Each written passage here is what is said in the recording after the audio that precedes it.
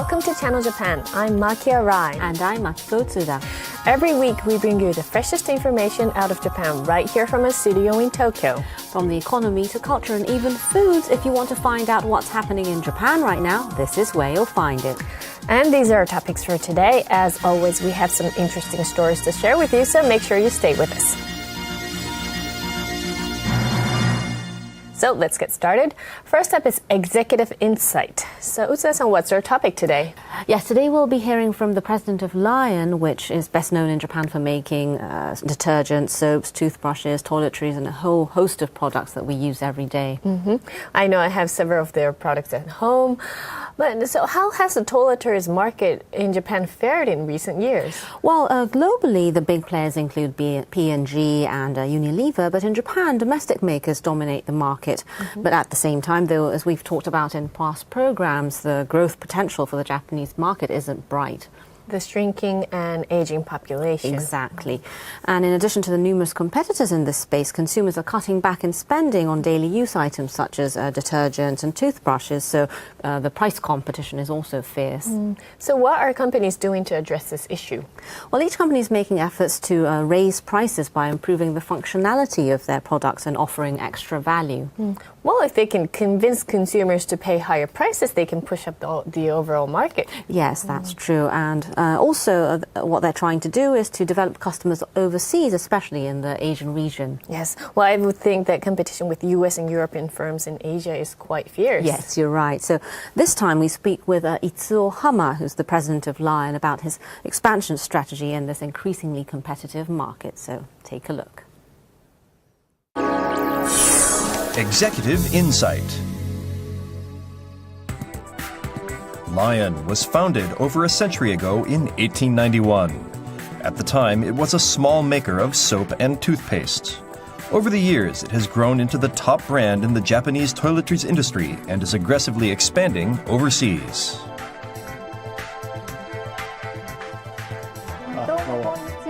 To find out the formula for its success thus far, we visited the president, Itsuo Hama, at the company's main research facility.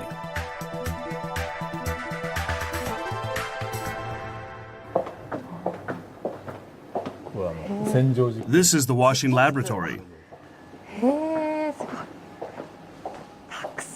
So many washing machines. Set up here are washing machines of various brands, from old ones to the latest models. Detergents, bleaches, and fabric softeners under development are repeatedly tested in this room.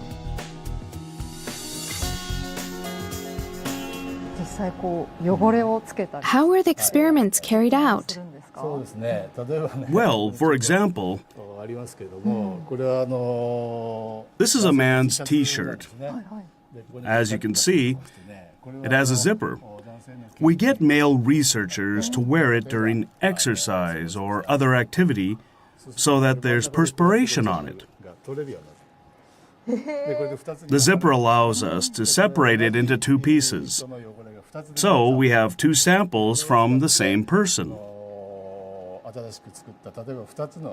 This way, we can accurately compare the effectiveness of two different types of detergent. I see. To survive in the increasingly competitive industry, the company has been working on the development of high value-added products. They say the focus of research is on three key aspects. First, undertaking sound technological innovation. Second, clarifying the target customer. And third, delivering a product that offers tangible benefits. Mr. Hama says there's a reason why he's obsessed with enhancing value. Prices of everyday goods had been steadily falling over the past several years. But over the past year, there's been somewhat of a recovery, with prices basically at the same level as the year before. This has to do with growing health consciousness and the aging population. Consumers are increasingly demanding products that are genuinely good for health and offer improved benefits. They don't mind paying a little extra money to buy products with added value. Because of brisk sales of such products, we were able to stem the slide in unit sales prices and even increase them. The company manufactures a wide range of everyday products centered on toiletries such as detergents and soaps.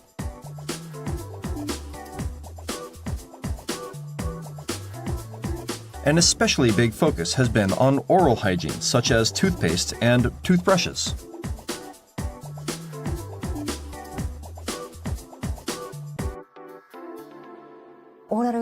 I understand your company has the biggest market share in the oral hygiene market and that you refreshed the Clinica brand for the first time in 4 years.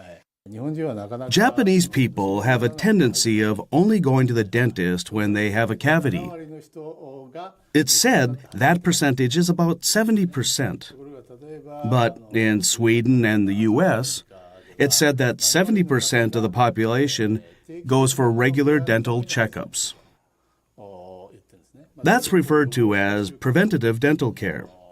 This is something that I really hope will become more widespread in Japan. That's why we refreshed our core brand, Clinica. We enhanced the added value to make it a brand that helps spread the concept of preventative dental care. To offer greater value to the customer, the company adopted a proprietary technology for its newest product. It is said to make fluoride, considered beneficial for cavity prevention, adhere better to the teeth. The price is 50% higher than conventional offerings. Still, they say potential demand is high. The reason is a survey the company carried out in Japan, the US, and Sweden on oral hygiene spending. In Sweden, the average was $84 a year, and in the US, $83. But in Japan, it was significantly less at just $49. The company believes that the oral hygiene market in Japan still has plenty of room to grow. The oral hygiene market is actually rapidly shifting towards mid to high-priced products. In recent years, a slew of new research has come out showing how oral hygiene affects a person's overall health, and consumers are starting to realize the importance of oral hygiene. So, demand has been growing for highly functional and high-end toothpaste and toothbrushes. As part of its strategy, Lion set up a shop specializing in oral hygiene in a business district of Tokyo. Sold here are over 100 products.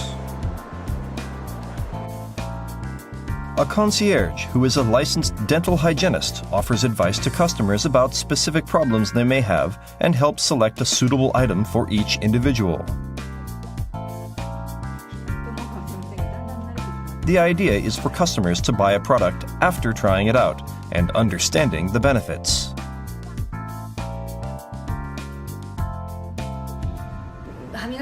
Among our customers, there are some who follow a good oral hygiene routine, but there are many who aren't brushing properly and end up getting gum disease. The oral care business is about getting them to first recognize this point. The company is now aggressively expanding outside of Japan, especially in the Asian region.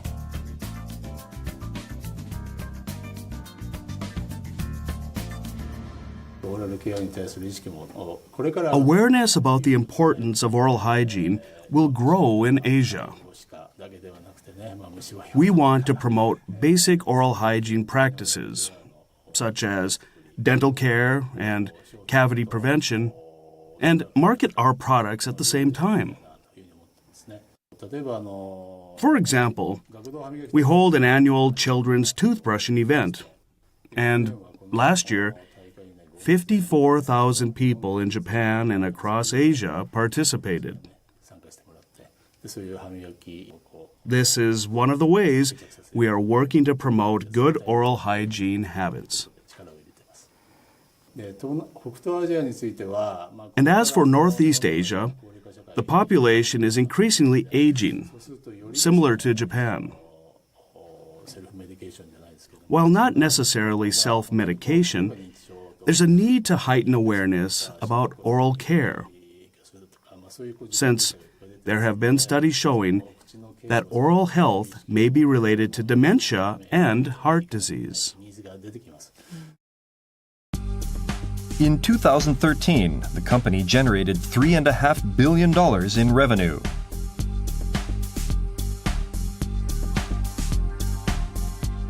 Their goal is to reach $5 billion annually by 2020, with 30% coming from outside Japan. You've set a goal of $5 billion in annual sales by 2020. Will it be difficult to achieve or something that's within reach? I believe it's sufficiently within reach. What's extremely important is how we achieve that. Things are done very differently in Japan and overseas. So, we're drawing up a strategy for both markets and in the midst of carrying them out. The company currently has operations in 9 Asian locations, including China, South Korea, Hong Kong, Taiwan, the Philippines, Thailand, Malaysia, Singapore, and Indonesia.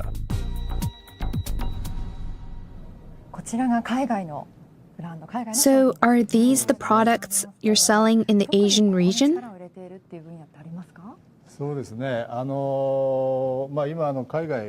Right now, we offer 2 main categories of products: high-value items under the global brand and region-specific items under a local brand. For example, this is a detergent that we sell in Thailand under a local brand. And this is our global brand, Systema, which is also sold in Japan. This is marketed in all 9 of our markets in Asia. Also, toothpaste and toothbrushes under the Dental Rinse brand. The company's aim is to gain market share by offering locally tailored products, while also building up a unified brand for the entire Asian region. How strong is the company brand recognition in Asia? We're aiming to become number 1 in oral hygiene products and washing detergent. In terms of detergent, we're already number 1 in Malaysia and number 2 in Thailand, Singapore, and Hong Kong. In toothpaste, we've climbed up to number 2 in Thailand and Indonesia. With a focus on expanding its presence in Asia, the company plans even more aggressive investments. The cash that we generate is being invested to drive future growth, and we're expanding especially rapidly in the Asian market. Last year, too, we made a big capital investment in our oral hygiene plant in Thailand, liquid detergent plant in Malaysia, and oral hygiene plant in China. We're in the midst of laying the groundwork for the next phase of our business expansion. Preparations are being made steadily. What's the company's strategy to take on early market entrants? There's no doubt that competition is extremely fierce. But we've been in Thailand and Malaysia since the 1950s and have solid relationships with strong local partners. We are committed to sharing our R&D, manufacturing technology, and marketing know-how. With our products, a very big point is logistics, of delivering products to each country and area without fail. In terms of making good products and being able to deliver them all the way to small shops in each country is what separates us from the competition. In the fiercely competitive toiletries market in Asia, Lion continues to challenge the dominance of the global giants.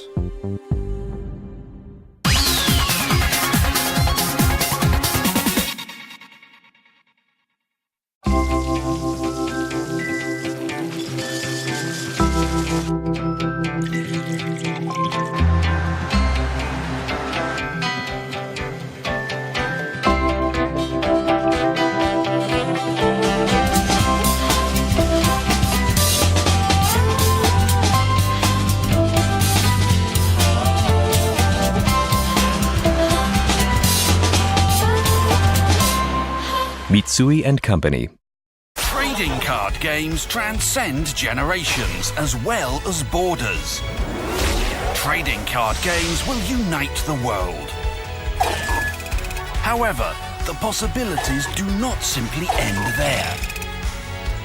Trading card games combine the different forms of entertainment, and fun will link the world as one. Bushiroad.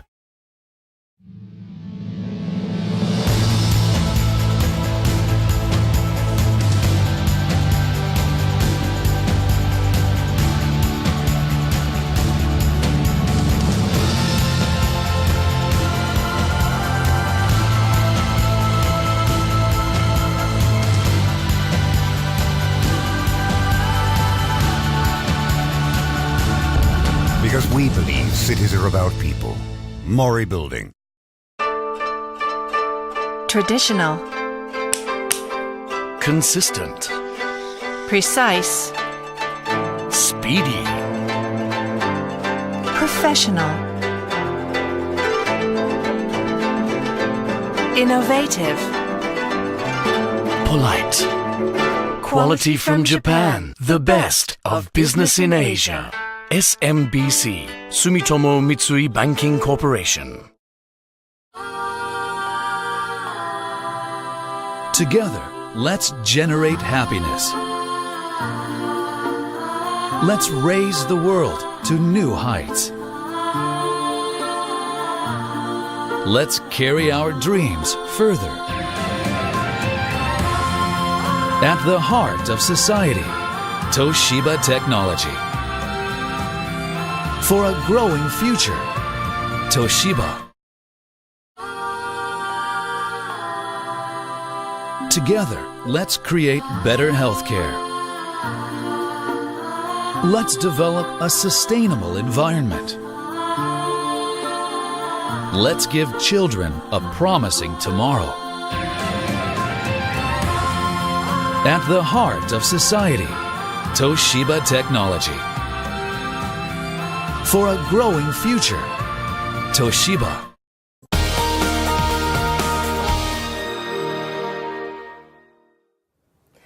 You're watching Channel Japan. Next in Project Japan, we have a report from the Nikkei online edition. So, Tsuda-san, I understand we'll be talking about a new way of shopping. Yes, that's right. Now, first of all, Lai-san, let me ask you, where do you usually go shopping? Well, I go out shopping when I want to see or try on the products such as clothes, shoes, or bags, and things like that. But when I know the product already, like food or the books, I would buy it on the internet. Yes, it's really convenient, isn't it? Especially if you want to buy something heavy or big, you can have it delivered straight to your door. And it helps, yes. It does. And that's what many people are thinking, I believe, because according to government figures, the internet shopping market grew over 12% from the previous year in 2012 to about $95 billion. So what are the most popular products and services sold over the internet? Well, in terms of value, the biggest are hotel and food and drink industries or related services, but it's followed by goods for the home such as furniture and electronics, and a particularly fast-growing category is apparel and accessories, which has seen sales more than double during the 5 years up to 2012. Really? Well, I suspect the spread of smartphones has something to do with that. Yes, you're right. Now, according to the same survey, online shoppers use a desktop or a laptop computer most of the time, but the second most frequently used device was the smartphone, and the number of users is continuing to rise every year. Well, at the same time, I understand that as more people shop online, physical stores are increasingly concerned about the decline in customers. Yes, they are. And in fact, if you look at sales trends in the retail industry, we have a chart over here. As a whole, they've been basically flat during recent years. Yes, and one phenomenon that appears to be happening is that people go to a store like you do to look at or try out a product, but they actually do their shopping back home online, and that's what's making many physical stores feel a sense of crisis. Well, but this is a trend that's only going to expand since it's really convenient, isn't it? I would agree, yes. And so in response, many stores are now boosting promotions over the internet to get customers to actually walk through their doors. So take a look. The Project Japan. Aeon is one of Japan's biggest retailers and operates convenience stores, supermarkets, and shopping malls across the country. Recently, they launched a new service. At this liquor store, you can use these tablets to search a product that you like, and you can actually order products that you can't find in the store. This tablet allows customers to search for wines by type, growing region, and price, with their selections delivered to the nearest store or direct to their homes.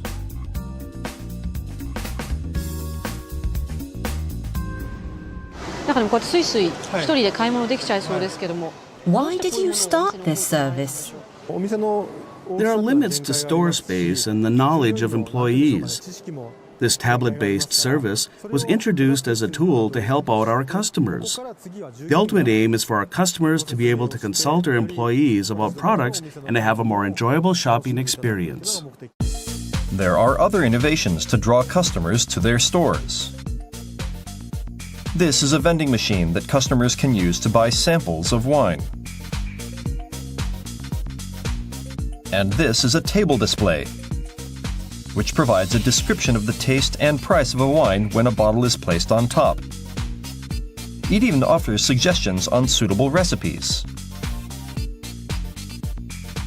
When customers come to our stores, they can get suggestions from our employees and actually hold the products in their hands.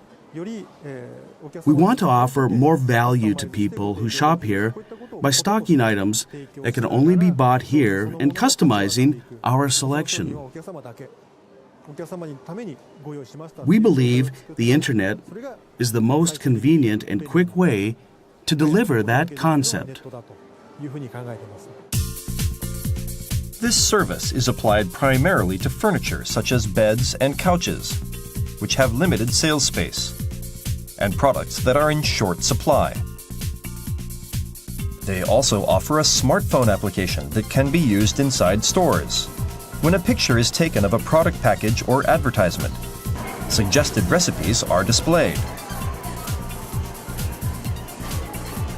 In the future, customers will be able to buy products using their smartphones without having to go to the checkout line.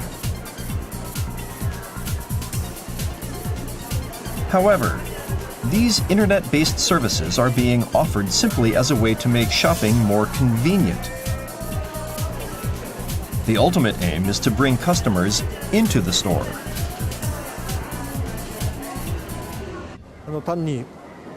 We want to offer a multidimensional service with a human touch that you can't get from just looking at words and pictures on the internet. If technology evolves further, there may come a day when our employees appear three-dimensionally on the computer screen at home. Initiatives to use the internet to provide information and services to drive customers to stores are being referred to as O2O, or online to offline. A growing number of companies are adopting this strategy. Some are already seeing success in converting virtual visits into physical traffic.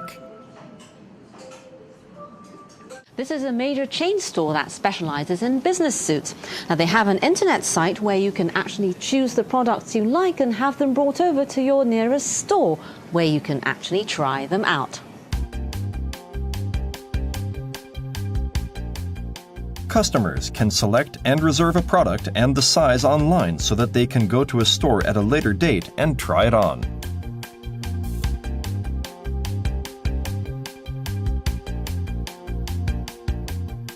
The reserved product is delivered to the nearest store, and customers can decide if they want to buy it after seeing how it fits. Customers have narrowed down their choices by the time they come to the store, so they don't have to spend time shopping. Since those looking for business suits are usually busy office workers, the company says the service has earned a reputation as a time-saving way to shop. At the same time, stores save time servicing each customer, allowing them to improve efficiency. What's more, by giving customers a reason to visit the store, they can recommend other products.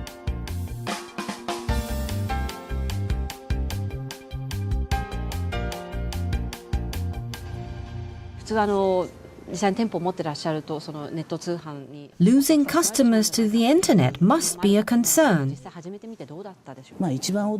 Surprisingly, it's the customers who go online often that come to our stores more frequently. We believe they see the internet as an extension of the services offered by our physical stores. They say sales of products after trial fitting reservations have increased by 50% every year since the service was launched.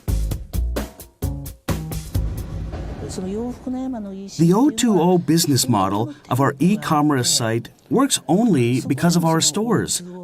I believe that these services will continue to be the most important component of our business. At the same time, online retailers without a physical presence are also starting to offer offline services. Now, this is an internet shopping site that specializes in eyeglasses. Now, it was established 3 years ago and is becoming quite popular. And the reason is because you can actually try out the glasses at home before buying them. Oh My Glasses, which sells eyeglasses over the internet, allows customers to get up to 5 pairs delivered to their homes to try on. The frames are delivered a day after an order is placed. Customers only pay for products they decide to buy, with no charges for shipping and returns.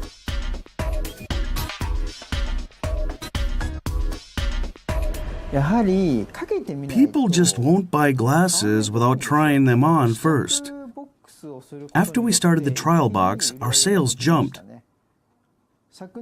Last fiscal year, sales were up by 8 to 10 times over the previous year. Eyeglasses had been considered a product unsuited for online sales. But this company says they sell over 1,000 pairs every month. Services such as eye exams, sizing, and lens replacements are a crucial aspect of eyeglass sales. So this site has been partnering with brick-and-mortar eyeglass retailers. Currently, customers can receive these services at 1,200 shops nationwide. Partnering with eyeglass shops gives us the advantage of improving customer satisfaction. The shops, meanwhile, can acquire new customers. Physical stores are seen as integral to the success of this online eyeglass retailer.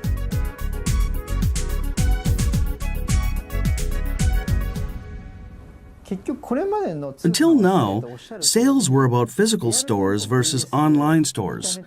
We didn't get along. Eyeglasses are different from daily goods or clothes. They're not a standalone product. We're hoping to build a win-win relationship with physical stores. Right now, consumer activity mainly takes place inside physical stores. In the future, I believe the internet will be increasingly used as a marketing tool and to improve the efficiency of customer acquisition. It's interesting to see the various convenient services that are created by linking virtual and physical stores. It is, isn't it?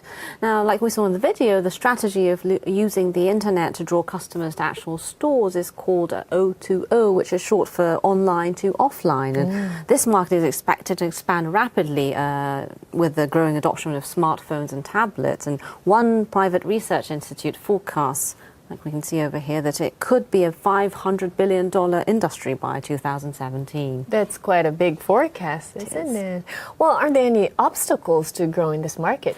Well, you could say there are. One is figuring out what sort of online promotion are the most effective, and some stores are offering coupons that can be exchanged for discounts, while others have started services that award points to customers who come into the stores, even if they don't buy anything. Those are good ideas. Well, there are times when you decide not to buy something, but after you go home, you order it online. That's true. And after the break, we have a report from TV Tokyo's World Business Satellite.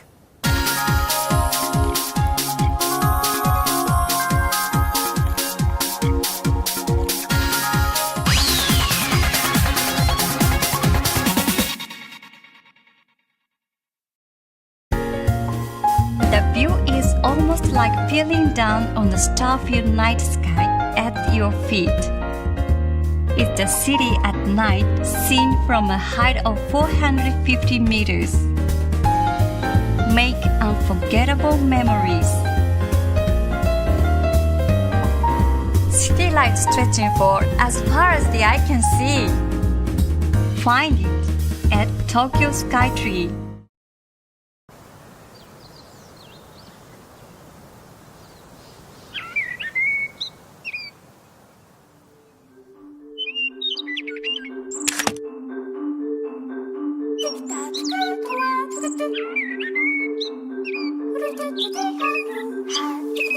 Wouldn't it be wonderful if we could do this?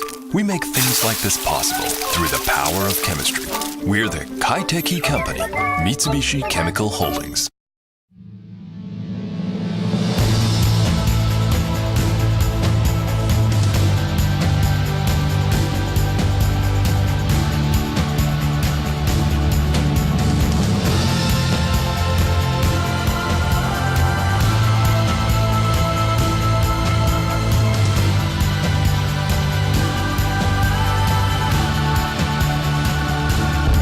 Because we believe cities are about people.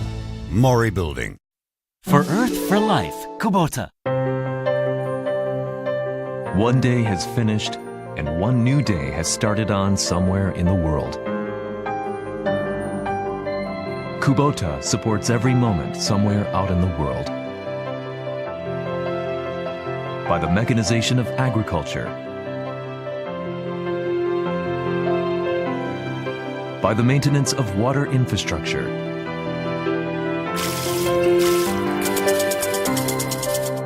by the latest environmental engineering.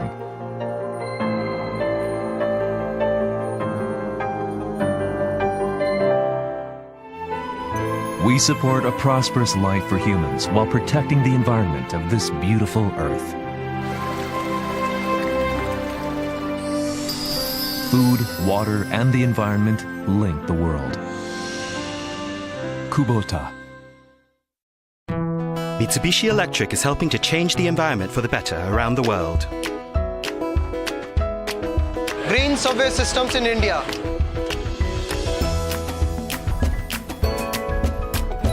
Green solar power systems in Singapore.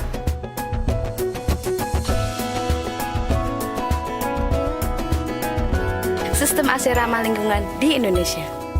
Eco changes for a greener tomorrow. Mitsubishi Electric.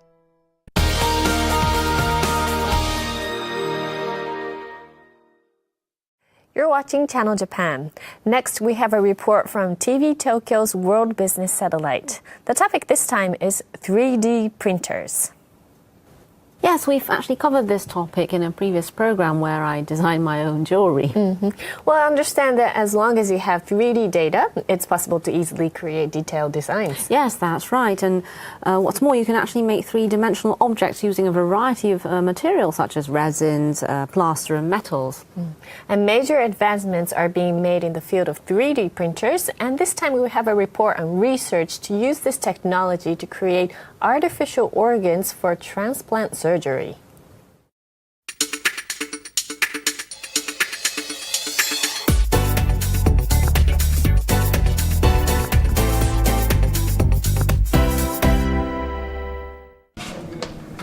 1:30 p.m., a general hospital in Arakawa Ward, Tokyo.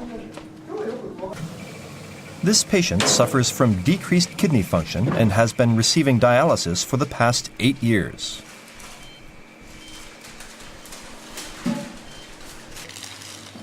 But because of prolonged treatment, her blood vessels have become damaged. Today, she will be getting a transplant of artificial blood vessels made from polyethylene resin. The surgery will take 3 hours. Nationwide, about 310,000 people receive dialysis. As the population ages, such transplants of artificial blood vessels are expected to increase. However, with artificial blood vessels, once an infection occurs, they usually have to be removed.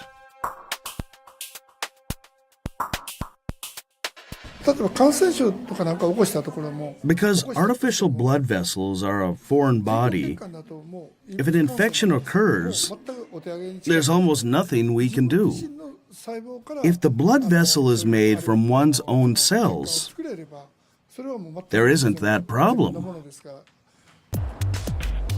The University of Tokyo. Here, a fascinating study is being carried out. This building houses startups financed by the university. Cyfuse Biomedical was set up in 2010 and has 11 employees. Here they have been engaged in cutting-edge research.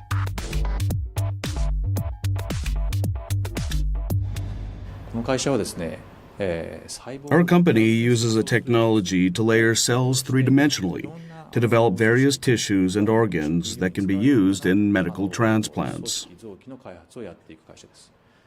The technology we are aiming to commercialize is sufficiently superior to those of rivals overseas. The company is currently working on this Bio 3D printer. They say it can create genuine organs using human or animal cells. There's a needle point holder inside. Aiming at the tips, the printer pierces each cell. The Bio 3D printer first arranges human cells, 0.5 millimeter in diameter, on a transparent plate on the left.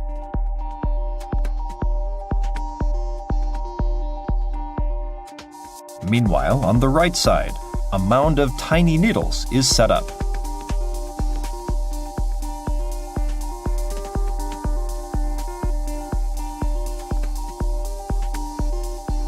The arm sucks up the cells one by one and pierces them onto the needles.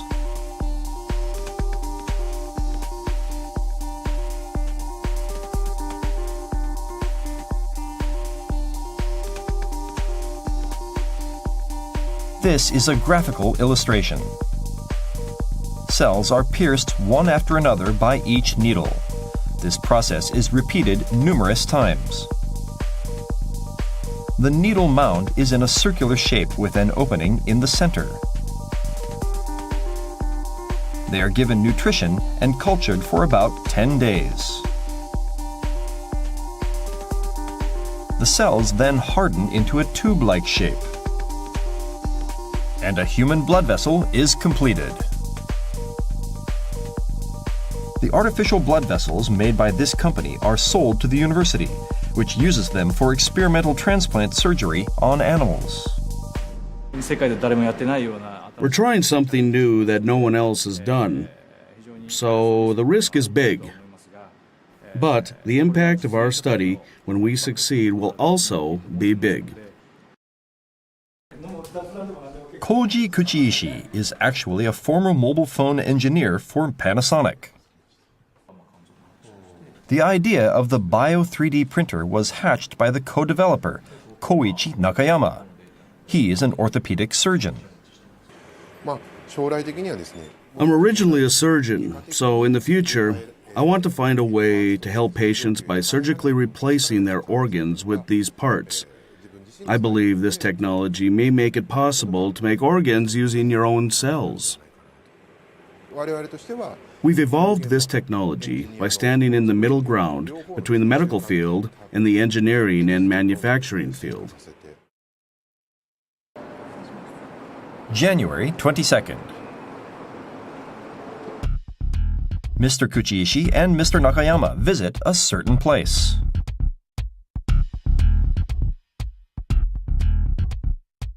an organization affiliated with the Ministry of Economy, Trade and Industry, one of the company's investors. They delivered a report on their research results, with Mr. Kuchishi saying he was ready to turn the technology into a full-fledged business. We want to apply 3D printing to the field of biotechnology and develop new products that can be commercialized.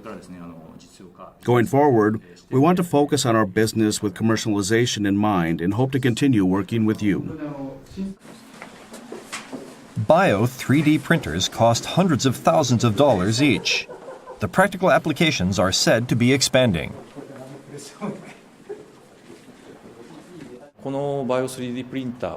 In terms of making three-dimensional tissue, this Bio 3D printer can be applied to various organs. For example, a patient with bladder cancer.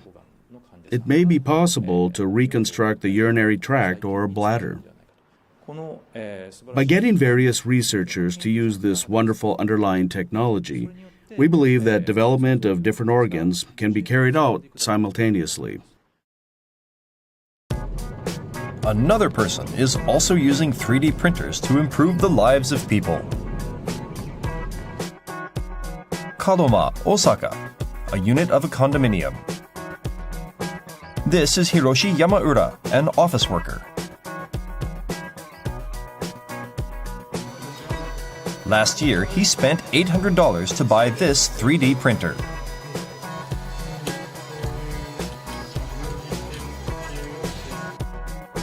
Using it, he made these parts.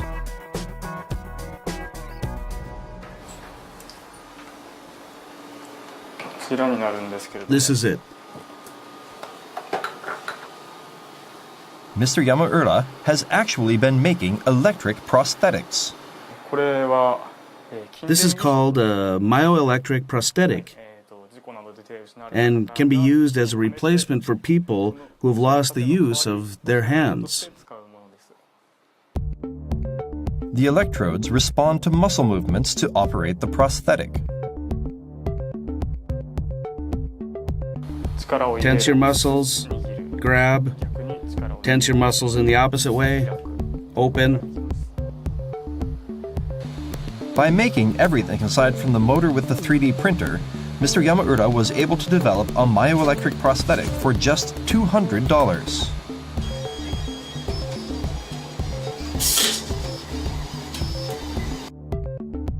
The computer used to control it is a readily available smartphone. I have an acquaintance who doesn't have a hand, so that was my motivation. I've also liked making things from before and wanted to give it a try. In terms of the speed, you can start something before you go to sleep and wake up to the completed prototype. The speed is amazing.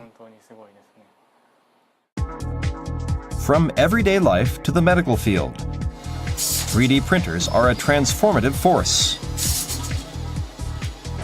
Their evolution is a work in progress. Printing out an organ, it's simply amazing. It truly is. And organ transplants are considered one option in treating serious illnesses, but a big obstacle has been the short supply of actual organs. Well, how big is the demand for organs? Well, if you take the kidney as an example, there are about 12,000 people needing a donor kidney in Japan alone, but only about 200 people, or 2%, actually receive one per year. And what's more, the average waiting time is said to be around 15 years. So 3D printers could be one solution. Yes, it could. Although there are still many legal and other issues that need to be worked out. And the hope is that more research will be carried out into such medical applications of 3D printers. I hope so, too. And I understand our next topic is energy. Yes, well, we often hear the word energy conservation and cost cutting these days, don't we? I agree. Well, at the office I work in, they're always telling us to turn off the lights. Me too. And it certainly seems to be the trend at many companies now, especially since rising energy costs are cutting into profits. But at the same time, there's growing demand for energy efficiency, and the key is said to be something being referred to as order-made energy, which is customized for individual entities. And in the next report, we'll be showing you the latest initiative of the gas industry. So take a look. Konan, Shiga Prefecture, the factory of Toyo Glass. Over 3 million glass bottles are made here every day, or about 1.1 billion units annually. Orders for their ultra-lightweight and high-quality glass flood in from a wide range of companies and industries. They say the quality of a certain element holds the key to their success.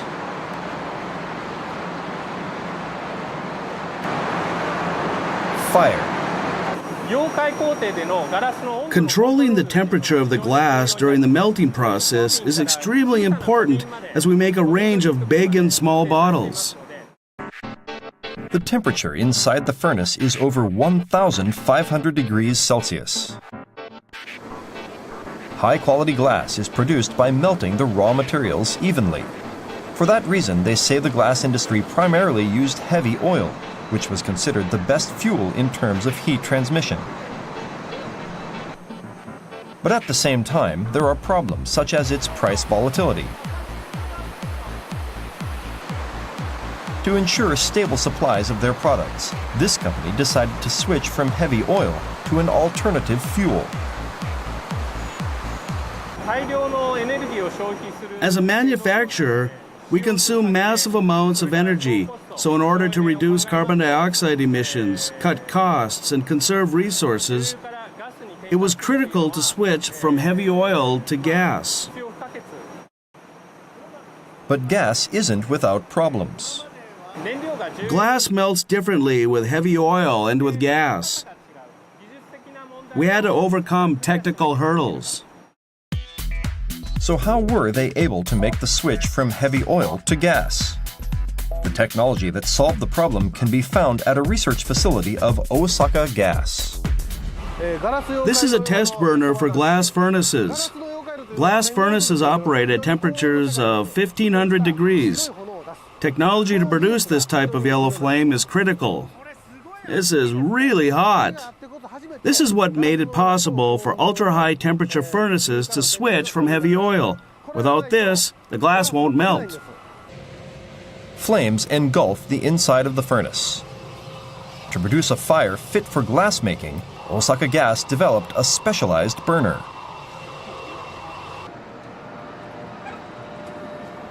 How are these burners actually made? We first built a replica of our customer's furnace. Because each furnace is different, burners have to be custom-made in order to produce the optimum flame. With conventional burners, the flames are blue and shoot out in a straight line. This is the color of the fire that most people see when they turn on their stovetops. But when this new burner is used, the flames are yellow-colored and appear to expand as they emerge. The key is adjusting the mixture of gas and air. Typically, a burner ignites gas and air released in a single direction. But with this new burner, a spiral of air is mixed with the gas, producing a yellow flame that expands.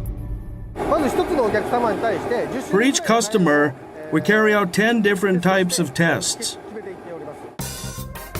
The utility custom makes gas burners not only for the glass industry, but also for facilities of various industries.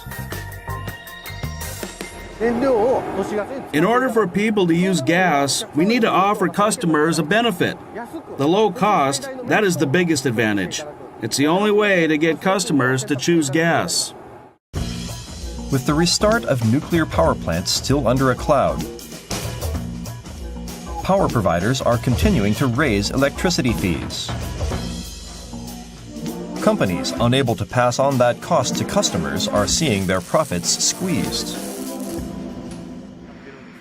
Amid this, one lunchbox provider has knocked on the doors of Osaka Gas. They have had numerous discussions on developing cooking equipment with low energy costs. This is a high-efficiency fryer that we developed. Compared to conventional products, the energy cost can be reduced by about 60%. Until now, heat used to warm up oil would escape straight toward the vent. But with this, there's a partition that ensures the heat circulates throughout. What's more, some of the heat is used to fire the burner, improving energy efficiency. There are other innovations. The temperature of the oil will typically drop when you put something in there like a potato croquette. How does this deal with that? It has a pump that constantly circulates the oil. As the oil continues to circulate even after frozen products are added, they say it's possible to ensure that food is always cooked at high heat and evenly.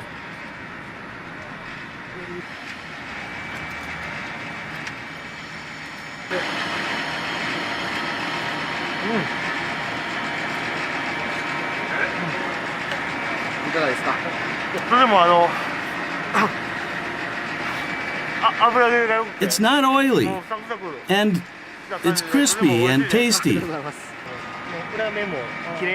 The other side is fried well too. This crispiness is different from other fryers. The heating efficiency is said to be double that of conventional gas-powered fryers, with the running cost at less than half. But why has a utility gone as far as to develop custom-made products? Our customers want proposals that manufacturers couldn't offer, that would help solve their problem.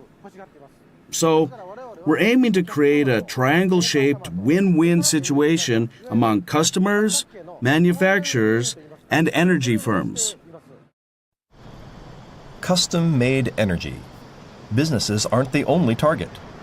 Osaka Gas has started promoting this among households as well.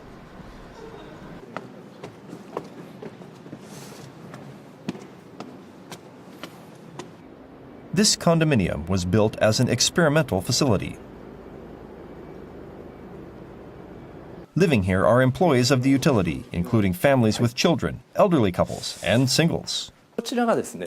This is a prototype table display for people to become more familiar with energy data. In the family room, a display shows detailed energy usage data.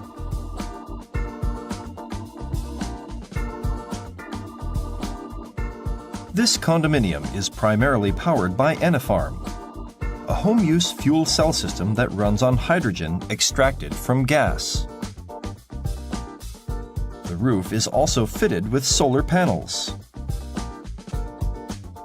And underground, a power generator that uses biogas emitted from kitchen waste and gas supplied by the utility. The energy generated and the cost are calculated in real time.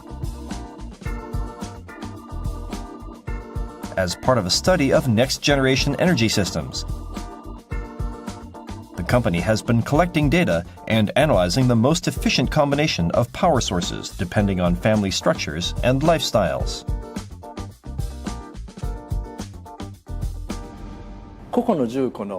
It's only natural that we supply energy based on the individual needs of customers. But we also want to address social demands such as reducing peak usage and promoting power conservation. So we are working on the commercial application of a customized energy supply system. Energy and cost savings generated through the customization of power may just change the way we consume our dwindling resources. So by choosing on your own the energy you require, you become more aware of your energy consumption. Yes, that seems to be the aim, and one reason why gas suppliers are launching this type of scheme is said to be the growing competition in the industry. And as a background, the energy industry, which includes gas, electricity and other resources, until now was largely protected in terms of supply and pricing. And I understand the market is becoming much more liberalized than before. Yes, that's right. And that's why traditional power suppliers are being forced to change the way they've been doing business. And there's a sense of urgency in the industry to develop new customer-oriented strategies. And that brings us to the end of this edition of Channel Japan. We have much more in store for you, so join us again next week.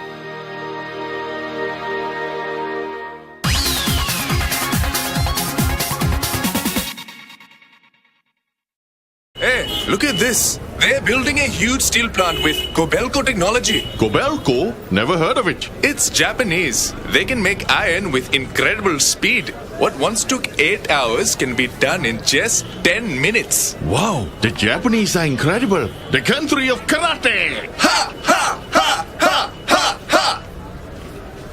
Karate has nothing to do with it. True. The talk of the world. Kobelco. SG Holdings began as a delivery company in Kyoto in 1957. We have grown to provide a wide variety of key business services, including logistical support, all across Japan. Reliability and achievement have defined and distinguished us on the Japanese business scene. With heartfelt bonds that connect us to each and every one of our customers. The passage of time has seen our sphere of operations expand from Japan into Asia and across the globe. We will continue to strive to link up people while supporting businesses worldwide. We will also create new value that contributes to a brighter and more expansive future. We make it our mission to connect people and companies around the world. SG Holdings. Through its World Heritage educational programs, Panasonic is teaching children the importance of protecting the environment.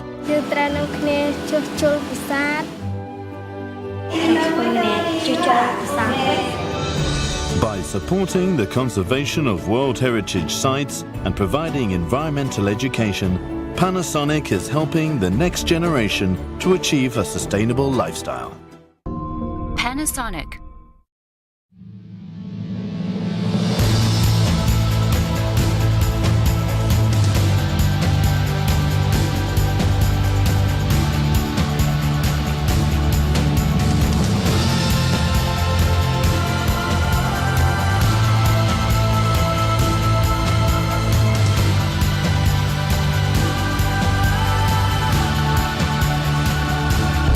Because we believe cities are about people. Mori Building. Channel Japan. Your source for the voices and views of people and businesses across Japan. The latest reports on Japanese companies, culture, and technology. Find out what's happening on the ground. Every week, direct from Tokyo, Channel Japan.